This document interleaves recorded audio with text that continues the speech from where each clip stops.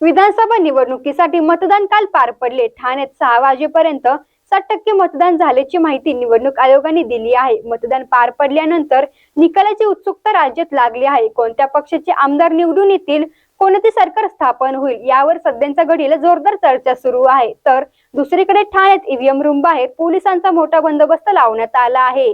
60 तास ईव्हीएम असणाऱ्या रूम समोर पोलिसांचा मोठा बंदोबस्त राहणार आहे। ईव्हीएम मशीन मध्ये कुठलीही छेडछाड किंवा गडबड होऊ नये यासाठी सर्व काळजी घेतली जात आहे। त्याचबरोबर ईव्हीएम मध्ये 24 तास सीसीटीव्ही कॅमेरे लावण्यात आले आहेत। या कॅमेऱ्यांवर निवडणूक आयोग आणि पोलीस कंट्रोल रूम लक्ष ठेवून आहेत, अशी माहिती निवडणूक निर्णय अधिकारी मिलिंद मुंडे यांनी दिली आहे।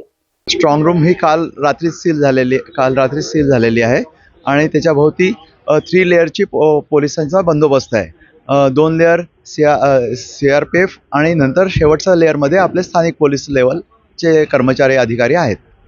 सर, काउंटिंगच्या दिवशी कशा प्रकारे संपूर्ण नियोजन असणार? आपण काउंटिंगसाठी आतमध्ये 14 टेबल हे ईव्हीएम काउंटिंगसाठी ठेवलेले आहेत। 3 टेबल हे आहेत ते पोस्टल बॅलेटसाठी आहेत, 1 टेबल हे ETBBS साठी आहे आणि याच्या पलीकडे टॅब्युलेशन कॉम्प्युटरवरती टॅब्युलेशन करण्यासाठी अरेंजमेंट केलेली आहे।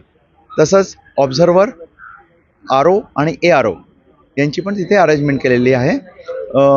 हमाल जे असतील काउंटिंगच्या दिवशी जेव्हा सकाळी स्ट्रॉंग रूम उघडली जाईल त्यानंतर हमालाद्वारे वाहतूक करून सर्वात पहिले 8 वाजेपर्यंत जेवढी काही आपल्याकडे पोस्टल बॅलेट पेपर्स आलेले असतील त्यांचं काउंटिंग सुरू करणार। त्यानंतर अर्ध्या तासाने म्हणजे सकाळी 8:30 वाजता आपण ईव्हीएम स्ट्रॉंग रूम उघडून त्याच्यातून ईव्हीएम बाहेर काढणार आणि त्याचं काउंटिंग सुरू करणार आहोत।